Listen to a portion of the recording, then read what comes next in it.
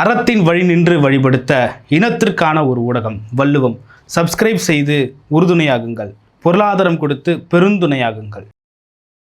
வள்ளுவம் நேயர்களுக்கு வணக்கம். அரசியல் பேசு நிகழ்ச்சிக்கு உங்களை வரவேற்பதில் மகிழ்ச்சி என்று நம்மோடு இணைந்திருக்கிறார் மூத்த பத்திரிகையாளர் திரு திருசத்தி சுந்தரராமன் அவர்கள். சார் வணக்கம். வணக்கம் ரவீன், சொல்லுங்க சார். சார், இப்போது திருச்சி கிழக்கில் யார் வேட்பாளர் தாவேக்கா சைடில் இருந்து அப்படின்னு சொல்லிட்டு ஒரு பெரிய கேள்வி எழுந்துட்டு இருந்த நிலையில் விசிகாவுக்கு அமைச்சரவையில் இடம் கொடுக்குறோம் அப்படின்னு சொல்லிட்டு நேற்று அழைப்பு கொடுத்துருந்தாங்க தாவேக்கா சார்பில். இன்னும் அந்த அழைப்பை விசிகா ஏற்றாங்களா இல்லையான்றது ஒரு பெரிய கேள்வியாக இருக்குது அமைச்சரவையில். அந்த நேரத்தில் சோசியல் மீடியாத்தில் ட்ரெண்டாக ஒரு விஷயம் என்னென்னா, திருமாவளவன் தாவேக்கா சார்பாக திருச்சி கிழக்கில் போட்டியிட போகிறாரு அப்படின்ற மாதிரி இருக்குது.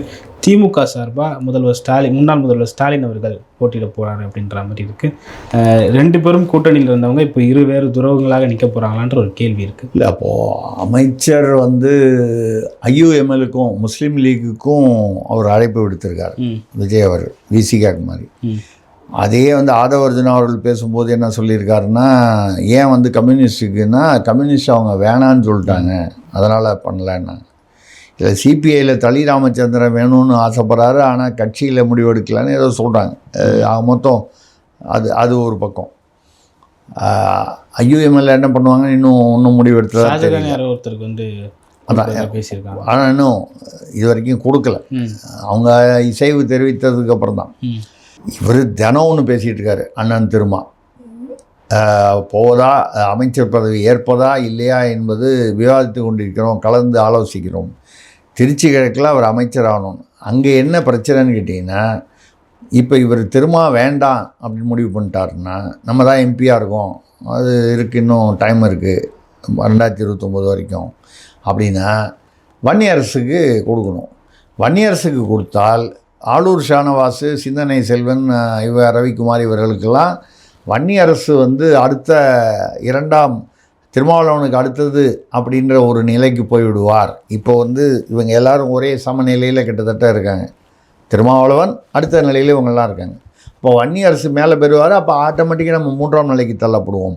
அதனால் அவருக்கு கொடுக்கக்கூடாது என்பதில் அவர்கள் தீர்மானமாக இருப்பதாக சொல்கிறார்கள். அதான் நான் சொன்னேன். இவர் கூட ஆளூர் ஷானவாஸ் சோஷியல் ஆக்டிவிஸ்ட்னு போட்டுட்டார். நீங்கள் இந்த மாதிரி வன்னியரசுக்கு அமைச்சர் கொடுத்தா அந்த மாதிரிலாம் பண்ணிங்கன்னா நான் கட்சி விட்டு போயிடுவேன். இதுதானே இது இருக்கக்கூடியது. ஏற்கனவே SS பாலாஜி அவர் வன்னியர், அவரை திமுக இழுப்பதற்கு பல முயற்சிகள் செய்வதாக வெளியில் தகவல்கள் வருகிறது. அப்படி வரும்பொழுது மறுபடியும் விசிக சாதி கட்சிங்கிற ஒரு சாதி கட்சி இல்லைன்னு காமிக்கிறதுக்காக தான் இவங்கெல்லாம் கூப்பிட்டு வச்சுருக்காரு. மறுபடியும் சாதி கட்சிங்கிற ஒரு வந்துடும். அப்பப்போ சொல்கிறாரு, நாங்கள் சாதி அரசியலிலோ மத அரசியலிலோ நாங்கள் ஆர்வம் காட்ட மாட்டோம், நாங்கள் ஈடுபட மாட்டோம்னு திரும்ப. அதெல்லாம் அரசியல் வசனங்கள், எல்லோரும் பேசுகிற வசனங்கள் தான்.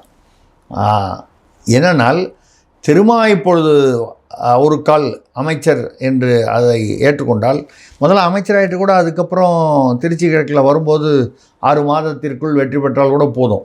ஆனால் என்னென்னா, வெற்றி பெற தவறிவிட்டால் அமைச்சர் பதவி காலி, ரெண்டாவது இப்போது ராஜினாமா பண்ணுற MP பதவியும் காலி. அதுதான் அவருக்கு முன்னால் உள்ள பெரிய சவாலாக தான். MP பதவியை ராஜினாமா பண்ணிவிட்டு இப்போ அமைச்சர், துணை முதல்வர் கூட கேட்கலாம், இல்லைன்னா கூட ஒரு முக்கியமான ஒரு அமைச்சர்னாலே அதிகாரத்தில் பங்கு. அப்போ இப்போ எல்லா நிருபர்கள்லாம் கேட்கும்போது மக்கள்கிட்டையும் தொண்டர்கள்கிட்டையும் என்ன சொல்லலாம், அதிகாரத்தில் பங்கு, உரிய நேரத்தில் நான் பேசுவேன் என்று சொன்னேனே, உரிய நேரம் விட்டதுன்னு டயலாக் பேசுகிறது கரெக்டாக இருக்கும். ஆனால் ரிஸ்க் என்ன இருக்குது, இந்த திருச்சி கிழக்கு இடைத்தேர்தலில் ஒரு கால் ஜெயிக்க முடியாமல் போய்விட்டால், ஏதோ ஒரு காரணத்தினால் அமைச்சர் பதவி போச்சு, MLA ஆக முடியாது, ஏற்கனவே எம்பியாக இருந்ததை ரிசைன் பண்ணி நீங்கள் தாவேக்கா கொடுத்துட்றேன்னு சொன்னால் அவங்க யாரையா நிற்க வச்சு ஆக மொத்தம் உங்களுக்கு இல்லை. இந்த ரிஸ்க்கு எடுக்கணுமா வேண்டாமான்றதில் திருமாவளவனுக்கு குழப்பங்கள் இருக்குது. இயல்பான குழப்பங்கள் தான். இருக்கிறத விட்டுட்டு பறக்கிறத பிடிக்கிறதுக்கு நம்ம ட்ரை பண்ணணுமா, இல்லை சரி அது வேண்டான்னு சொல்லி வன்னியரசை அமைச்சராகிறதுக்கு விட்டுட்டோம்னா கட்சியே கைவிட்டு போயிடுமோ?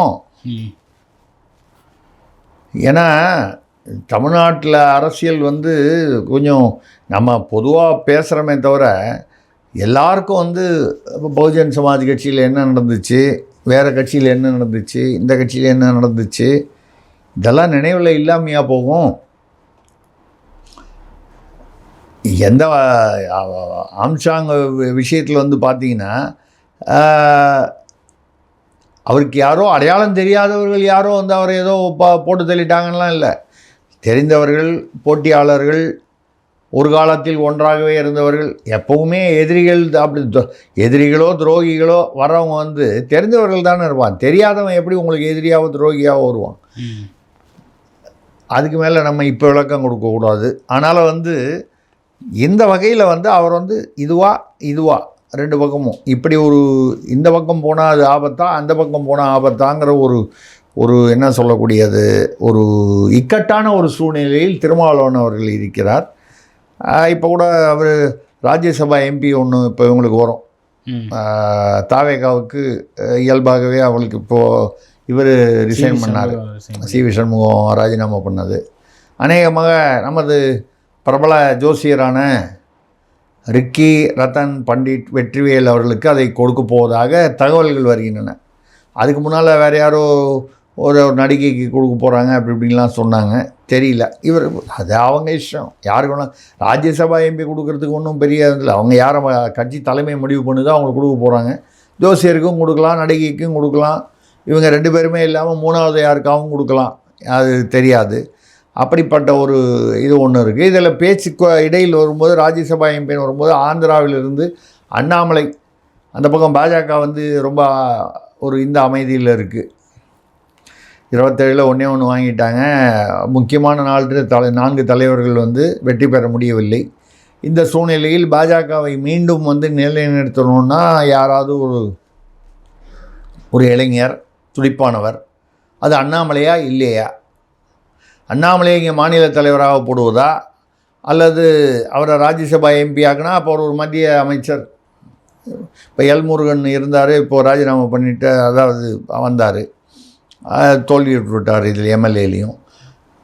அது மாதிரி தமிழ்நாட்டிலேருந்து ஒருத்தர் இப்போ மைனஸ் ஆச்சுன்னா ஒருத்தர் மறுபடியும் எடுக்கிற மாதிரி வரும்போது அண்ணாமலை பிரபலமானவர், அவருக்கு என்ற ஒரு ஃபாலோயிங் இருக்குது.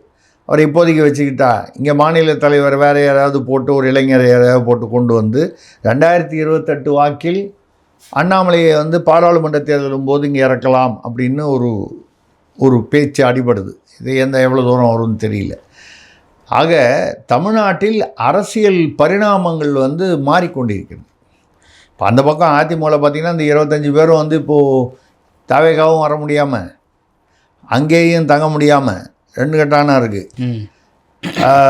பதவி நீக்கம் வந்து நிச்சயமாக வந்துடும். இவங்க ஆதரவு தெரிவித்ததை வச்சு டிஸ்குவாலிஃபிகேஷன் சபாநாயகர் பண்ண மாட்டார், அவர் ஏன் பண்ணுறாரு. ஆனால் அமைச்சர் கொடுக்கல. இப்போ அமைச்சர் கொடுக்கலன்னா எவ்வளோ பேர் தாங்குவாங்க? அமைச்சர் வரலைன்னா வாரியம் கிடையாது, உள்ளாட்சி தேர்தலையும் வராது, எந்தவித பதவியும் இல்லாமல் பருத்தி குடோன்லேயே இருந்துருக்கலாமே அப்படின்னு நினைக்கிற மாதிரி அங்கேயே வந்து பேசாமல் இருந்துட்டு போகலாமேன்னு கொஞ்சம் கொஞ்சமாக அந்த 25 ஏற்கனவே கரைய ஆரம்பிச்சிருச்சு. அது கரைய ஆரம்பித்து திருப்பி அங்கே போக ஆரம்பிச்சதுன்னு சொன்னால், ஆனால் தான் அவங்களும் வந்து பார்த்திங்கன்னா இன்னும் பொதுச் செயலாளர் பொதுக்குழு கூட்டினேன்னு. பொதுக்குழு கூட்டினா பிரச்சனை முடிஞ்சிடாது. 20% மொத்த 3850 பேரில் 770 பேர் கைது போட்டால் பொதுக்குழு கூட்டலாம். 20% தான் வருவாங்களா, அதுக்கு மேலே வருவாங்களா தெரியாது. நான் ஒரு உதாரணமாக சொல்கிறேன், ஒரு 35% வராங்க. 20% கைத்து வாங்கி பொதுக்குழு தேர்தல் ஆணையத்தை வச்சு கூப்பிட்டுலாம். அந்த பொதுக்குழுவுக்கு 35% தான் வராங்க மொத்தம் 3850. இவங்க வந்து எடப்பாடியை விட்டுட்டு வேலுமணியோ சி.வி. சண்முகமோ பொதுச் செயலாளர்னு தேர்ந்தெடுக்கிறாங்க. அந்த பக்கம் எடப்பாடி ஒரு பொதுக்குழு கூட்டுறாரு, போட்டி பொதுக்குழு இல்லை பொதுக்குழு. ஏன்னா பொதுச் செயலாளர் தான் பொதுக்குழு கூட்டணும், அந்த முறையில் நான் கூட்டுறேன்னு கூட்டாரு. அங்கே இதை விட அதிகமாக வராங்க. அவங்க எடப்பாடி தான் பொதுச் செயலாளர்னு சொல்கிறாங்க. இதுக்கு முடிவு எங்கே? தேர்தல் ஆணையத்தில் கூட இல்லை, உச்சநீதிமன்றம். எவ்வளோ வருஷம் ஆகும்? இது மாதிரி மணிப்பூரில் ஏற்கனவே வந்து அந்த மாதிரி நடந்து, அதனால தான் அமைச்சர் ஆக்கலை அவங்க யாரையும். ஏன்னா மணிப்பூரில் 2020 வந்து அது இன்பதுரை எம்பி கூட பேசியிருக்காரு, அது பதவி நீக்கம் நடந்தது. தமிழ்நாட்டிலேயே அமமுக ஒரு டிடிவி தனியாக போய் அதிமுகலேருந்து பிரிஞ்ச போது 18 பேர் போனாங்க. கடைசியில் பதவி நீக்கத்தில் தான் முடிஞ்சுது. அவங்களாம் எங்கே போயிட்டாங்கன்னு அரசியலில் காணாமல் போயிட்டாங்க. அப்படி வந்துடக்கூடாதுங்கிற ஒரு சூழ்நிலை இங்கே அதிமுகவில் இருக்குது. திமுகவில் பார்த்தீங்கன்னா பேனா நிறுவனத்தை அவர் மூட சொல்லிட்டார். உதயநிதி தான் 2 வாரத்தில் மூடணும்னு சொன்னா நம்ம கூட பேசணும். அது வந்து பேன நிறுவனம் 290 பேரை வந்து வேலையை விட்டு அவங்க அனுப்பிச்சிட்டாங்க. ஆனால் 2 நாள் பொறுத்து பார்த்தா மாப்பிள்ளை சபரீசன் என்ன சொல்கிறாரு, நான் கட்சியில் வந்து நடந்த விமர்சனங்களை, என் மீதான விமர்சனங்களை எல்லாம் நான் ஏற்றுக்கொள்கிறேன், முதல்வர் ஸ்டாலின் ஏற்றுக்கொண்டது போல். அது என்னென்னா போற்றுவதும் துற்றுவதும் போட்டும் எனக்கே அப்படிங்கிற மாதிரி சும்மா அது ஒரு ஸ்டேட்மெண்ட்டை கொடுத்துட்டு, நான் இன்னும் வந்து என்னுடைய பணியை தொடர்ந்து இன்னும் கடினமாக உழைப்பேன், பெண் நிறுவனமும் தன்னுடைய பணியை தொடர்ந்து செய்யுங்கிறாரு. இது வரைக்கும் பெண் நிறுவனம் என்ன பண்ணியிருந்துச்சு, இவர் என்ன பண்ணியிருந்தார், இதுக்கப்புறம் இன்னும் கடுமையாக பண்ணுவேன்னா அப்படின்னா என்ன அர்த்தம்? இது அவரவர்கள் யூகத்துக்கு தான் விட்டுடலாம். ஏன்னா அங்கேயும் வந்து பல சிக்கல்கள், குடும்பத்துக்குள்ளேயே குழப்பம் வந்து தான் அந்த அதிமுகவை சப்போர்ட் பண்ணி அவங்கள வெளியிலிருந்து ஆதரவு கொடுத்து ஆட்சி கொடுப்பதாக ஒரு வதந்தி அல்லது தகவல் வெளியில் சுற்றிக்கிட்டு இருந்தது. விஜயை ஆட்சி செய்ய விடாமல், ஆட்சியில் கட்டிலில் அமர விடாமல் அப்படின்னு அதுக்கு முன்னால், இந்த ஆட்சியில் அவர் உறுதியாவதற்கு முன்னால். அப்படிப்பட்ட ஒரு சூழ்நிலையில் திமுக அதிமுக ரெண்டும் ஒன்றா சேர்றதா, ஏதோ ஒரு ஆதரவு என்ற பெயரில் புரிதல் கூட்டணின்னு மக்கள் எப்படி ஏற்றுக்கொள்வார்கள்னு திமுக குடும்பத்தில் உள்ள மூத்தவர்கள் சில பேர் சொன்னதாக அதெல்லாம் பேசியிருக்கோம் நம்ம. அதனால தான் அது நடக்கலை. இப்போது அங்கேயும் திமுகலேயும் வந்து ஏற்கனவே இருந்த அந்த உரசல்களும் விரிசல்களும் இப்பொழுது பெரிதாகும் போல தெரிகிறது. கனிமொழி அவர்கள் மாநில அரசியலுக்கு வரணும்னு கேட்டாங்க. அது ஏதோ அவங்க வந்து அது ஒத்துக்கலை, அதனால தான் அவங்களுக்கு சீட்டு கொடுக்கலன்னாங்க. இப்போ இருக்கிற சூழ்நிலை தோற்றதுக்கப்புறம் கட்சியை மீண்டும் சரிவிலிருந்து மீட்க அவர் உதயநிதி அவர்கள் நடைப்பயணம் போகிறேங்கிறார். இந்த நடைப்பயணமெல்லாம் போனால் உடம்பு குறையும், தொப்பைப்பு குறையும். நன்மை இருக்கான்னு கேட்டால் அதான் நன்மை. ராகுல் காந்தி நடைப்பயணம் போனார், அதுக்கப்புறம் எவ்வளோ மாநிலத்தில் ஜெயிச்சார். நம்ம வந்து நடைப்பயணத்தை வந்து தப்புன்னு சொல்லலை. வைகோ போனார், சும்மா அவர் வயசுக்கு ஏதோ கொஞ்சம் தூரம் போனார். அவர் துரை வைகோ என்ன சொன்னார், செத்தாலும் எங்கள் சொந்த சின்னத்தில் தான் நிற்போம், நாங்கள் வந்து வேறு சின்னத்தில் உதயசூரியனில் நிற்க மாட்டோம்னாரு. கடைசியில் நான் 1 நிற்கிறேன்னு சொன்னாங்க. அதுவும் இல்லாமல் 4மே உதயசூரியனில் நின்னாங்க. இந்த வழக்கமாக சொல்கிறது தான் செத்தாலும்னு. அப்புறம் என்னை வைத்து கசையால் அடிங்கள், சாட்டையால் அடிங்கள்னு சொல்கிறது, இதெல்லாம் வந்து அரசியல் வசனங்கள்.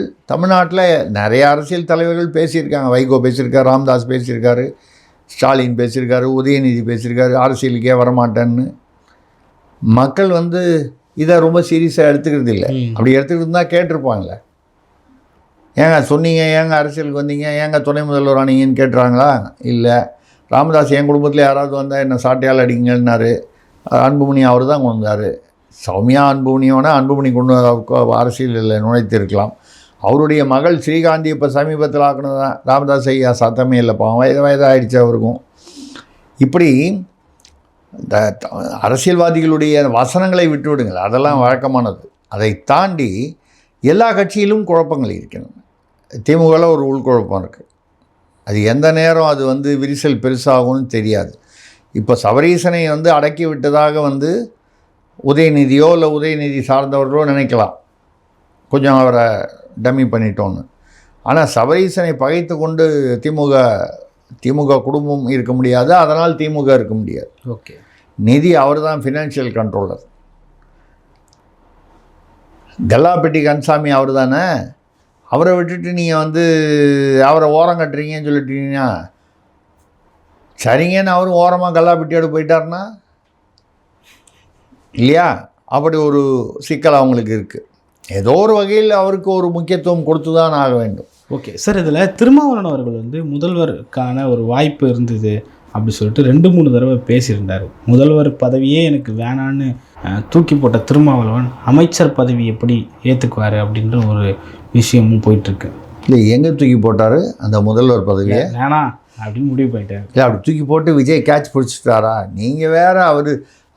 அவரே சொன்னது என்னென்னா, என்னுடைய நண்பர்கள் மூலமாக கேள்விப்பட்டேன், இந்த மாதிரி வந்து என்னை முதல்வராக்குவதாக பேசி கொண்டார்கள் என்றுன்னு சொல்லி. ஏங்க, அப்படியே முதல்வராக்கியிருந்தாலும் எவ்வளோ நாளுங்க தாங்கும்?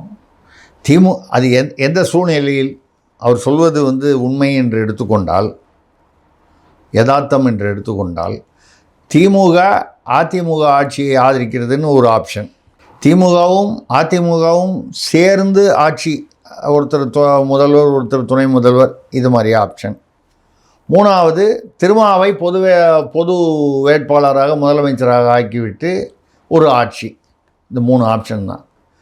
3மே மக்கள் ஏற்றுக்கொள்ள முடியாத, மனதளவில் ஏற்றுக்கொள்ள வாய்ப்பில்லாத ஒரு விஷயம். அது மட்டும் இல்லாமல் நெடுங்காலத்தில் இப்போ விஜய் தற்காலிகமாக, ஏதாவது இடைக்காலத்தில் ஏதோ ஒரு திமுக சைட்லேருந்து கொஞ்சம் ஆதரவு, ஏதோ கொஞ்சம் அதிமுக சைட்லேருந்து ஆதரவு, எது எவ்வளோ நாள் நிற்கும் தெரியல, இப்படிப்பட்ட சூழ்நிலையில் ஆட்சி அமைத்திருக்கிறார். அதனால தான் இடைக்கால அப்படின்னு சொல்கிறேன் நான். அனிதா ராதாகிருஷ்ணன் சொல்கிறாரு, ஸ்டாலின் அவர்களே இந்த ஆட்சியை போனாலும் கவிழுன்னு சொல்கிறாரு. இப்போ கவிழுவதற்கு வாய்ப்புகள் உள்ளன. இந்த 8 பேரை திருப்பி, அதனால தான் விஜய் என்ன பண்ணுறாரு, திருமாவளவனுக்கோ இல்லை வன்னியரசுக்கோ யாருக்காவது ஒரு அமைச்சரை கொடுத்துட்டு, முஸ்லீம் லீக்கு கொடுத்துட்டு யாருக்காவது கொடுத்துட்டோம்னா திமுக அழைத்தால் கூட போக மாட்டாங்க. நீங்கள் ருசி காமிச்சிட்டீங்க பதவி அப்படின்னா, அதுக்கப்புறம் திமுக கூட ஏங்க கொள்கை கூட்டணி சொன்னீங்க, கொள்கையாவது கொத்தவரங்கையாவதுன்னு சொல்லிட்டு இங்கே அவங்க கண்டினியூ பண்ணுவாங்க. இயல்பான விஷயம். ஒரு பதவி கொடுத்துட்டாங்க, பதவி ருசி கண்டு விட்டார்கள், அதிகார ருசி கண்டு விட்டார்கள்னா அதை எப்படி விட்டுருவாங்க? இப்போ இதை விட்டுட்டு திமுகவுக்கு போனால் என்ன பண்ணுறது? எதிர்கட்சியை உட்காந்துருக்கணும், மறுபடியும் தேர்தல் வரணும், மறுபடியும் தேர்தல் ஜெயிக்கணும். அது அந்த ரிஸ்க் எடுக்க விரும்ப மாட்டார். அப்போ அந்த மாதிரி ஒரு சூழ்நிலையில் தப்பித்தவரை ஒரு வாதத்திற்காக இவர் திருமாவளவன் முதலமைச்சராக வந்திருந்தால் கூட விஜய் அவர்களுடைய ஆட்சியாவது 108 ஒரு கொஞ்சம்தான் குறைவு அப்படின்னு சொல்லி மைனாரிட்டி அரசாக அப்படி தான் தள்ள முடியும். குறைந்தபட்சம் ஒரு 6 மாதம், ஒரு வருடம் நிச்சயமாக இருக்கும் என்று எதிர்பார்க்கலாம். அதுக்கப்புறம் இருக்கட்டும் 5 வருடங்கள் ஆளட்டும், நம்ம அப்படி சொல்லல, வாழ்த்துக்கள்.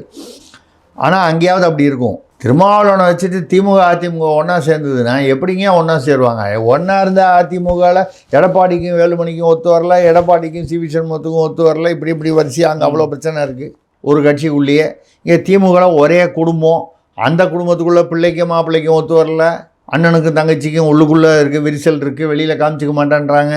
யதார்த்தங்கள் இப்படி இருக்கும்போது திருமாவளவனை பொது வேட்பாளராக முதலமைச்சர் ஆக்கி விட்டுட்டு 2 பஞ்சு மிட்டாய் வாங்கி ஒரு பக்கம் எடப்பாடியும் ஒரு பக்கம் ஸ்டாலினும் பஞ்சு மிட்டாய் சாப்பிட்டுட்டு இருப்பாங்க 5 வருஷத்துக்கு. அதுக்கப்புறம் திமுக அவருடைய எதிர்காலம் என்ன, அதிமுகவுடைய எதிர்காலம் என்ன? இது நடக்க விடுவாங்களா? சும்மா ஏதாவது சொல்லுவாங்க, ஏதாவது ஒரு ப்ரப்போசல் ஒன்று அப்படி ஏதாவது டிஸ்கஸ் பண்ணியிருப்பாங்க, அதனால தான் வெளியில் வருது. ஆனால் அவர்களே இது ரொம்ப நாள் நிலைக்காது என்பதனால் அதை கைவிட்டிருப்பாங்க. இல்லைங்க சார், அந்த ஒரு பதவியே வேண்டாம் அப்படின்னு சொல்லிட்டு முடிவு பண்ண திருமாவளவன் தாவேக்கா கிட்ட எப்படி அமைச்சர் பதவி வாங்குவாங்கன்றது தான் ஒரு கேள்வி. அதுவும் திருமாவளவனே நேரடியாக அமைச்சராக இப்படி வருவார் இல்லைங்க. அந்த சூழ்நிலை நீங்கள் லாட்ரி சீட்டில் திடீர்னு உங்கள் பேரை நீங்கள் லாட்ரி சீட்டே வாங்காத போது உங்களுக்கு குழுக்களில் 1 கோடி ரூபா விழுந்திருக்குன்னு சொன்னால் எப்படி இருக்கும்? நான் தான் லாட்ரி சீட்டே வாங்கலையே, கிட்டத்தட்ட அந்த ஜோதிமணி சொன்ன மாதிரி இருக்கும். நான் காங்கிரஸில் சீட்டு கேட்டேன், எனக்கு விசிகள் எப்படி கொடுத்தாங்க, நான் உறுப்பினரே இல்லையான்னு சொன்னார். கிட்டத்தட்ட அதே நிலைமை தான் திருமாவளவன் முதல்வராக. அந்த சூழ்நிலை வேறு. இப்பொழுது அவர் இருக்கும் சூழ்நிலையில் வன்னியரசுக்கு அமைச்சர் உண்டா இல்லையா, கேட்கலாமா வேண்டாமா? அவர்கள் கொடுக்க தயாராகி இருக்கிறார். யார்? விஜய். ஏன் வன்னியரசு மீது உள்ள பிரியத்தினாலோ பாசத்தினாலோ இல்லை. இவங்க இவங்களை லாக் பண்ணிட்டோம்னா திருப்பியும் திமுக கூப்பிட்டா போக மாட்டாங்க.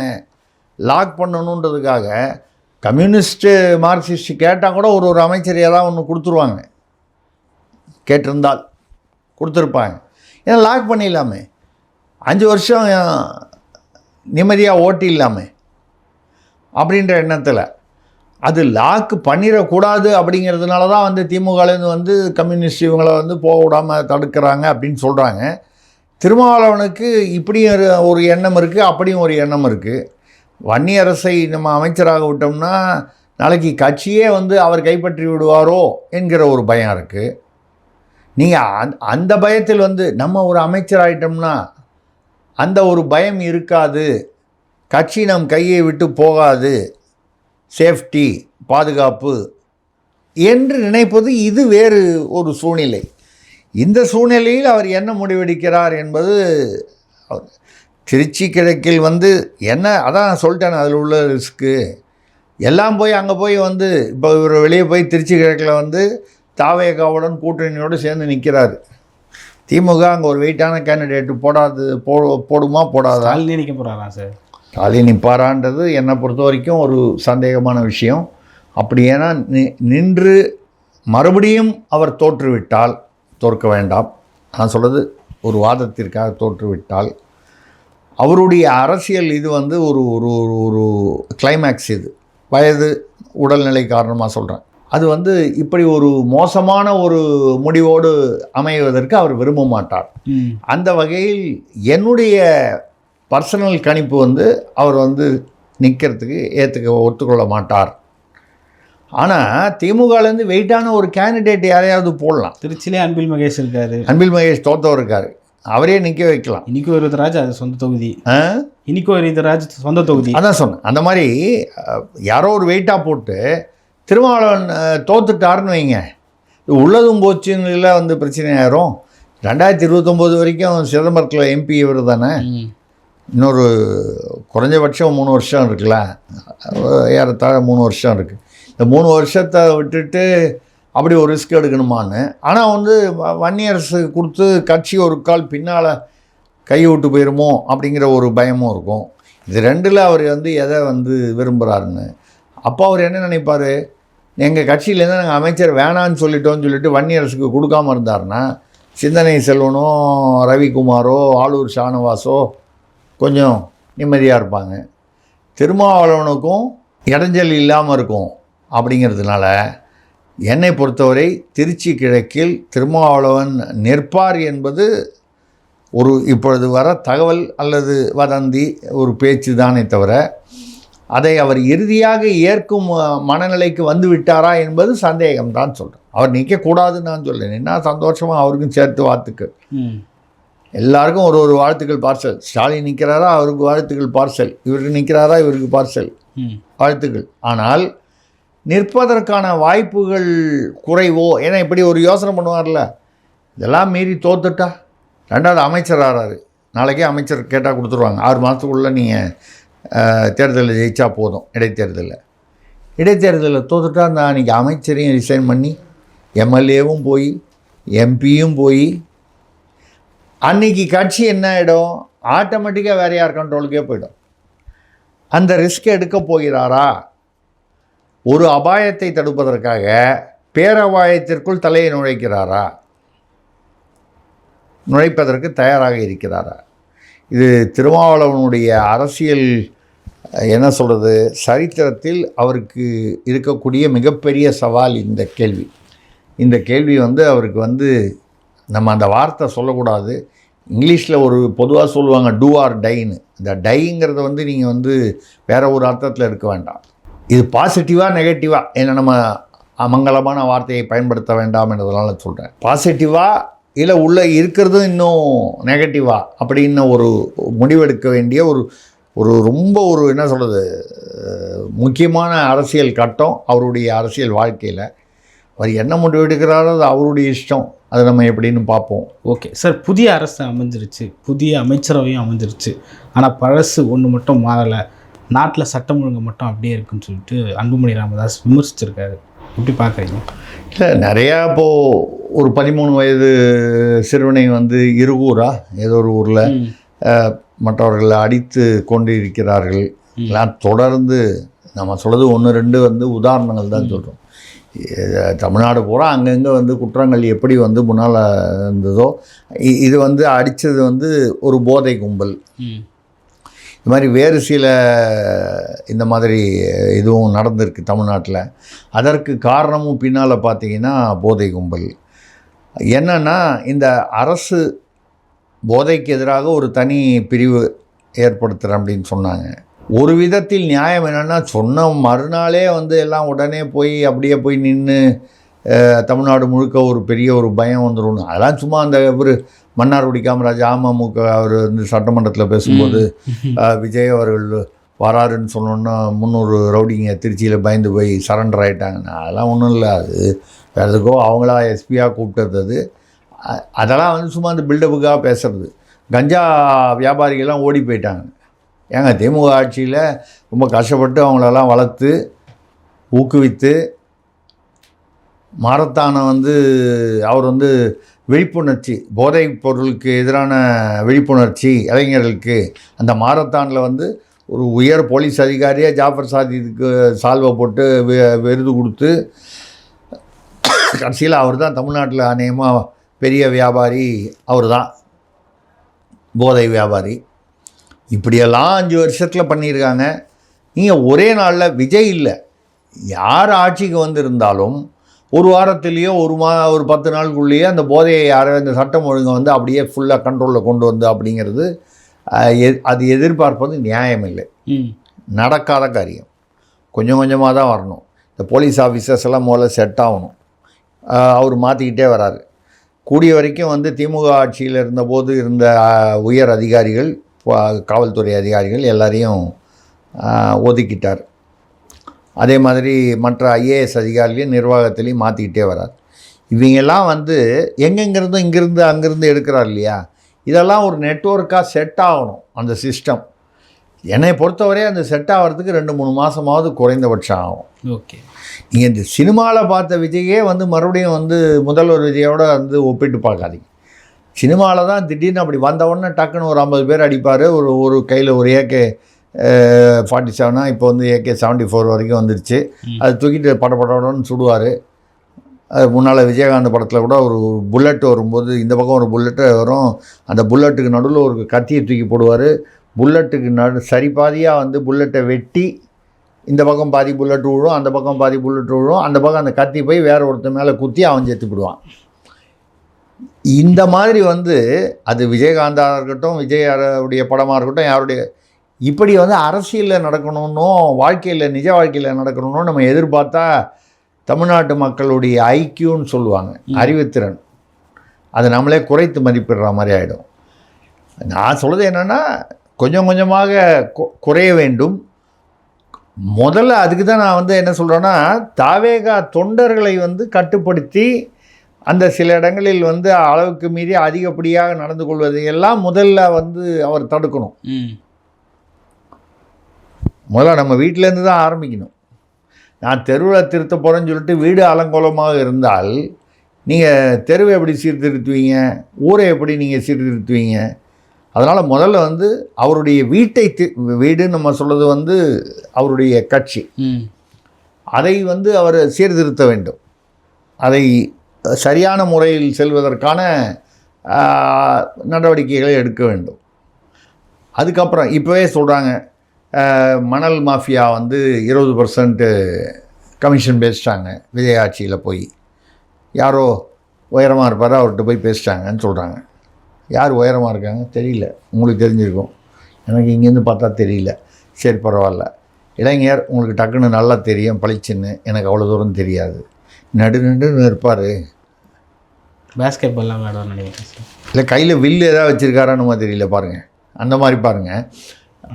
20% மணலுக்கு மணல் கடத்தல் வழக்கம் போல் நடத்தி கொள்ளலாம். அதே மாதிரி டிஎன்இபி கான்ட்ராக்டர்ஸ் எல்லாம் போய் அவரை தான் பார்த்துட்டு வராங்க. மின்சார அமைச்சர் வேறு ஒருத்தர், யாரோ ஒருத்தர், அவரை பார்க்கல, இவரை தான் பார்க்குறாங்க. அப்புறம் வந்து பில்டர் அசோசியேஷன்லேருந்து ரியல் எஸ்டேட்டு இவெல்லாம் போய் பார்க்குறாங்க. எல்லாம் ஒரே ஆளை பார்க்குறாங்க. ஆமாம் சார், ஒரு நிழல் முதல்வரா சார்? யார் விஜய் நிழல் முதல்வர்? அவர் நடுன்னு இருக்கிறவர் வந்து நிஜ முதல்வரான்னு கேட்குற மாதிரி இருக்குது. இல்லை, நிழல் முதல்வர்னால் ஒரு நிஜம் ஒரு நிழல் இருக்கணும், அது நமக்கு தெரியுது. நிழல் முதல்வர் இருக்கிறதா பேசிக்கிறாங்க. நமக்கு என்ன கவலைன்னா, நிழல் நிஜமாகி விட போகிறதே, நிஜம் நிழலாகி விட போகிறதே என்பது தான் நம்ம கவலை. நான் சொல்கிறது புரியும்னு நினைக்கிறேன் உங்களுக்கு. நிஜம் நிழலாகி விடக்கூடாது, நிழல் நிஜமாகி விடக்கூடாது. ஏன்னா நிழல்கிட்ட தான் பிரச்சனை இருக்குது. இப்போ உள்ள நிழலில் எலக்ட்ரிசிட்டி போர்டு கான்ட்ராக்டராக அங்கே தான் போய் பார்ப்பாங்க. ஏற்கனவே தமிழ்நாடுக்கு லாட்ரி வந்துக்கிட்டு இருக்குன்னு இப்போது கடந்த 10 நாளில் வந்து பார்த்திங்கன்னா அது என்ன 1 நம்பர் லாட்ரி திமுக அரசில் எப்படி இருந்ததோ அதை விட அதிகமாக கொடி கட்டி பறக்கிறதுன்னு சொல்கிறாங்க எல்லா ஊர்லேயும். இது ஆரோக்கியமானதல்ல. ஒரு கால் இன்னும் விஜய் அவர்களுடைய அரசு வந்து ஒரு ஸ்திரம் பெற்று மந்திரி சபையெல்லாம் அமைச்சு அந்தந்த மந்திரி அந்தந்த துறையில் செட் ஆகி வர்றதுக்கான ஒரு டிரான்சிட் டைம் என்று சொன்னால் அதில் ஒரு நியாயம் இருக்கிறது. ஆனால் இது ஸ்திரமானதுக்கப்புறம் ஊழலில் தான் அதே மாதிரி ஆகும். இப்போ கூட பார்த்திங்கன்னா காலையில் ஒரு டெண்டர் போட்டு சாயந்தரம் 6 மணி நேரத்தில் ஒரு துறையில், அதுக்கப்புறம் 2 பிடிஓ வந்து சஸ்பெண்ட் பண்ணியிருக்காங்க. அவர் புஷி ஆனந்த் அவர்களுடைய துறைன்னு நினைக்கிறேன். அதில் வந்து காலையில் டெண்டர் போட்டு சாயந்தரம் முடிவு பண்ணியிருக்காங்க. நம்ம வந்து இது வந்து விஜய் தான் செய்தார், விஜய் இதோடைய ஆட்சியில் இப்படின்னு சொல்லி நம்ம உடனடியாக விமர்சிப்பதை விட இப்படி எடுத்துக்கலாம். அதிகாரிகள் இப்படியே வந்து இப்போ கடந்த ஆட்சியில் வந்து ஊறி தெளித்தவர்கள். இப்போ வந்த உடனே கிட்டத்தட்ட 2000 கோடி டெண்டர் சில பணிகளை வந்து நிறுத்த சொல்லியிருக்காரு. இதெல்லாம் உண்மையாகவே இப்படி செயல்பட்டால் ஆரோக்கியமானது. ஏன்னா தேர்தலுக்கு ஒரு மாத தேர்தலை அறிவித்த பிறகு 2000 கோடிக்கு வந்து டெண்டர்னால் என்ன, சும்மா டெண்டரை போட்டுட்டு டெண்டரில் ஏதோ ஒரு சும்மா வெப்சைட்டில் போடுவாங்க, இங்கே யாருக்கோ கொடுத்துருவாங்க. அது மாதிரி திமுக அரசில் கொடுத்ததாக அப்போவே பத்திரிகைகளில் வந்தது. அந்த மாதிரி டெண்டர்களை எல்லாம் இப்போ வந்து பணி நிறுத்தம் செய்திருப்பதாக சொல்கிறார். ஸோ முதல்ல வந்து இந்த ஏற்கனவே பண்ணின அந்த கடைசி நிமிஷத்தில் தேர்தலுக்கு முன்னால் செய்யப்பட்ட அராஜகங்களை முதலில் நீக்க வேண்டும். நீக்கி ஒரு ஸ்திரமான அரசாக இருந்து ஒரு துறையிலையும் இருக்கக்கூடிய பிரச்சனைகளை கவனிக்க வேண்டும். இப்போவும் அறநிலைத்துறையில் கோயில்களில் வந்து அடிக்கும் கொள்ளை போகிறது வர்றது எல்லாமே அதிகமாக தான் இருக்குது. இப்போ யாரையோ அறநிலைத்துறைன்னு புதுசாக ஒரு அமைச்சர் போட்டிங்க, ரமேஷ் அவர்கள், ஸ்ரீரங்கம் தொகுதி. இந்த மாதிரி ஒரு தொகுதி ஒரு துறையிலையும் வந்து பிரச்சனைகள் இருக்குது. நான் உதாரணம் சொன்னது அறநிலையத்துறைன்றது கோயில், அங்கே வந்து ரொம்ப சென்சிட்டிவ். இப்போ கூட ஒரு 3 நாளைக்கு முன்னால் கூட பார்த்தீங்கன்னா ஏதோ ஒரு கோயில், அதே ஸ்ரீரங்கம் கோயிலில் தான் நினைக்கிறேன், ஆமாம், ஒரு நிறைமாத கர்ப்பிணி அவங்கள பிடிச்சி வெளியில் தள்ளியிருக்காங்க. இத்தனைக்கும் அவங்ககிட்ட வந்து 2000 ரூபா அவங்க கணவனுக்கும் மனைவிக்கும் சேர்த்து சிறப்பு தரிசனத்துக்காக சட்டவிரோதமாக பணத்தையும் வாங்கி கொண்டு அதுக்கப்புறம் காவலர்கள் வந்து அவங்கள வெளியில் தள்ளியிருக்காங்க, நிறைமாத கர்ப்பிணி. என்னை பொறுத்த வரைக்கும் அப்போது முதல்வர் என்ன செய்யணும், அறநிலைத்துறை அமைச்சர் புதிதாக வந்து ரமேஷ் அவர் வந்ததுக்கப்புறம் வந்த உடனே முதல்ல வந்து இந்த விஐபி தரிசனத்தை ஒன்று நிறுத்தணும். இல்லை அந்த விஐபி தரிசனம் நிறுத்த முடியாது, நான் அந்த பணம் வாங்கி கொண்டு கள்ளத்தனமாக திருட்டுத்தனமாக சட்டவிரோதமாக பணம் வாங்கி கொண்டு சாமியை பார்க்குறதுக்கு ஏற்பாடு பண்ணுறது முதல்ல நிறுத்தணும்.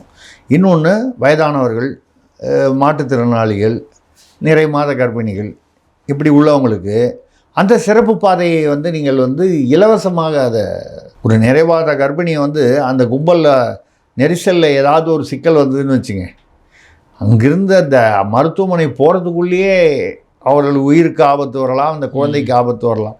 இந்த மாதிரி விஷயங்களில் முதல்ல வந்து கவனம் செலுத்தணும். நான் சொல்கிறது இப்போ அறநிலையத்துறைங்கிறது ஒரு உதாரணம். இந்த மாதிரி ஒரு துறையிலையும் பல விஷயங்கள் இருக்கும். இப்போ கூட பதிவுத்துறையில் ஒரு சின்ன விஷயம், ஆனால் நல்ல விஷயம் அவர் விஜய் அவர்கள் முதல்வர் சொல்லியிருக்கார்.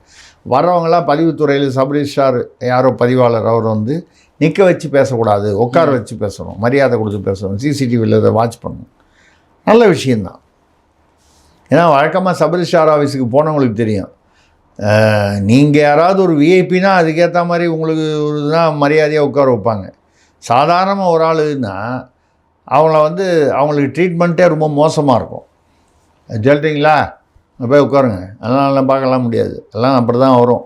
இப்படி ஒரு அலட்சியமான ஒரு மரியாதை குறைவான இது வந்து பொதுவாக வந்து எல்லா இடத்துலையும் இருக்கக்கூடிய, இதையெல்லாம் சரி செய்வதற்கு அவருக்கு எண்ணம் இருக்கிறது என்று நமக்கு புரிகிறது. நடைமுறையில் அது நடைபெற வேண்டும், அதற்கு அவகாசம் கொடுக்க வேண்டும் என்றது நியாயம். ஆனால் முதல்ல இந்த ரீல்ஸை நிறுத்தணும், ஃபேக் நரேட்டிவை நிறுத்தணும். இல்லைன்னா என்ன ஆகிடும், தப்பித்தவறி ஒரு 4 நல்லது பண்ணால் கூட இந்த 10 ஃபேக் நரேட்டிவ் வந்து அந்த 4 நல்லதை அழித்து விடும். இதை அவர் உணர்ந்து கொண்டால் நல்லது என்று நினைக்கிறேன். பல்வேறு கருத்துக்களை பகிர்ந்து கொண்டீங்க. மற்றும் ஒரு காலம் சந்திப்போம். நன்றி சார். நன்றி, வணக்கம்.